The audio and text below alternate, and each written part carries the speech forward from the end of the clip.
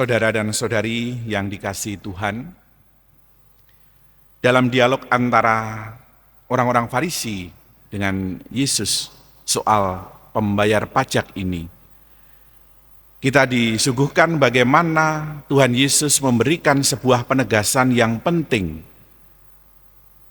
bagi kita sebagai warga negara dan juga sebagai warga gereja atau umat Katolik. Tuhan Yesus mengatakan, berikanlah kepada Kaisar apa yang wajib kamu berikan kepada Kaisar, dan kepada Allah apa yang wajib kamu berikan kepada Allah. Kalau dalam konsep Monsinyur Sugio Pranoto digambarkan dalam bagaimana kita diundang menjadi 100% Katolik dan 100% Indonesia. Ini menjadi 200% dong Romo kalau gitu. Mau mengatakan bahwa kita diundang menjadi pribadi yang 100% Katolik, sungguh-sungguh menjadi orang Katolik yang baik, sekaligus juga kita diundang menjadi seorang warga negara Indonesia yang baik. Dan dua hal itu tidaklah bertentangan. Maka prosentasenya disebutkan 100% Katolik, 100% Indonesia.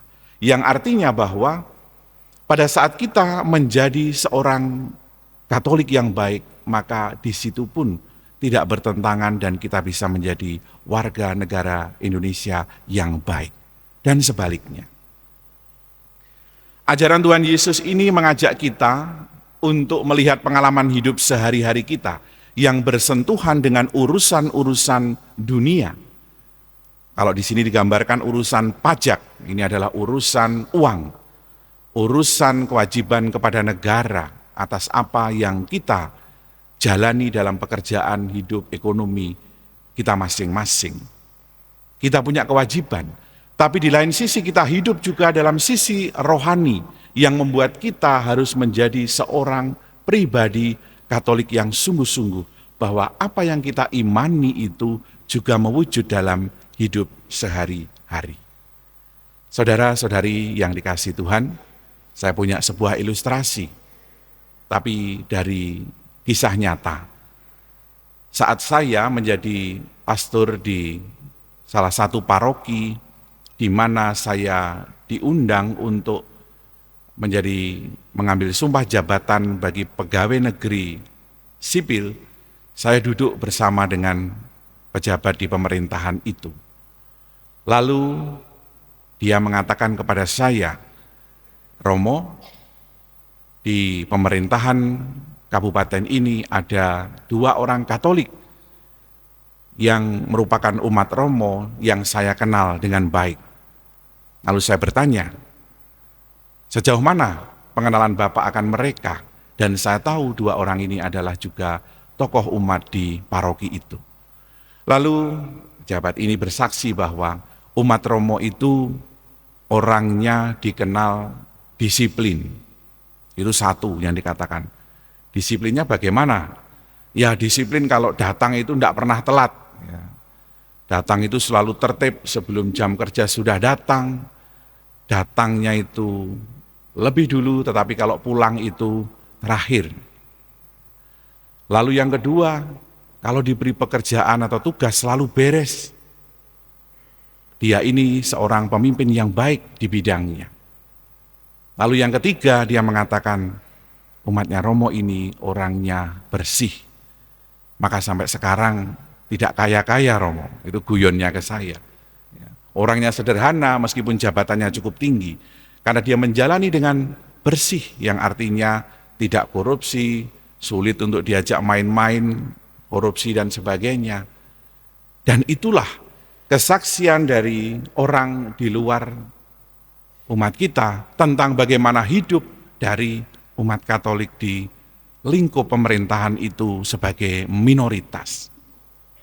Tentu saya mendengar itu merasa bangga ya, sebagai seorang Romo dari paroki itu. Lalu umat saya digambarkan menjadi pribadi yang profilnya bersih, baik, disiplin, sungguh membuat saya bangga ya. Maka dalam hati kecil saya ingin bicara siapa dulu Romonya. Saya romo parokinya. Saya yang kemudian menjadi bagian dari gereja itu. Tapi saya juga membayangkan bagaimana kalau kemudian saya menjadi romo di situ, lalu orang mengatakan, wah umatnya romo itu wong siji wae neng kantor wonge telatan terus, ya dikai urusan gak tahu beres, korupsine gede dan sebagainya. Mungkin saya malu. Saya akan mengatakan, wah itu bukan umat saya itu gereja sebelah itu. Karena apa? Ya saking malunya mungkin dengan apa yang disaksikan orang akan umat tersebut. Kesaksian ini menjadi sesuatu yang menunjukkan bagaimana pribadi ini sungguh-sungguh menghayati iman yang ia jalani sebagai pengikut Kristus yang diwujudkan kemudian dalam pengalaman menjadi abdi negara, menjadi bagian dari pemerintahan yang harus bekerja dengan sungguh-sungguh baik, yaitu disiplin, bersih, dan juga bertanggung jawab. Maka saudara-saudari yang terkasih, undangan itu pun kemudian datang kepada kita. Kalau Tuhan Yesus mengatakan berikanlah kepada kaisar apa yang wajib kamu berikan kepada kaisar, gambarannya adalah apa yang harus kita berikan kepada negara, itulah yang harus kita lakukan sebagai warga negara yang baik. Dan berikan kepada Tuhan, apa yang wajib kamu berikan kepada Tuhan, mau menggambarkan juga bahwa hidup kita itu juga hendaknya menjadi persembahan kepada Tuhan, apa yang baik dari hidup kita. Yang menarik adalah dua-duanya dikatakan berikanlah.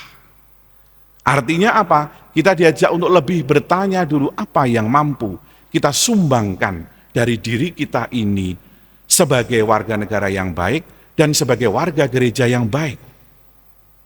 Maka rumusannya bukan mintalah apa yang kamu dapat dari negara, ya, apa saja itu, menuntut, meminta, dan juga mintalah apa yang kamu dapat dari gereja, menuntut ini, meminta ini, dan sebagainya.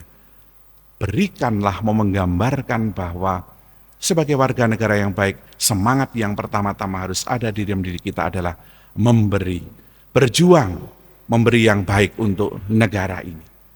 Maka dari itu, mari kita syukuri apa yang ada di dalam negara kita. Negara yang berkembang dari apa yang dulu mau pergi kemana-mana jauh, lama, ya sekarang tidak kita bayangkan dulu adanya jalan tol yang membuat kita menjadi lebih mudah, lebih cepat untuk sampai kepada tempat-tempat yang kita tuju. Mari kita bayangkan juga kota-kota yang ada di Indonesia ini khususnya, kalau dulu Surabaya itu terkenal dengan kotor, ya banyak sampah, lalu kemudian udara yang sangat panas, meskipun sekarang masih panas juga ya. Tetapi bahwa sekarang kondisi banyak orang sadar untuk kebersihan, jadi menjadi kota lebih indah, lebih bersih, itu adalah bagian dari masyarakat dan juga adalah kita untuk menjaganya dan membuatnya menjadi demikian.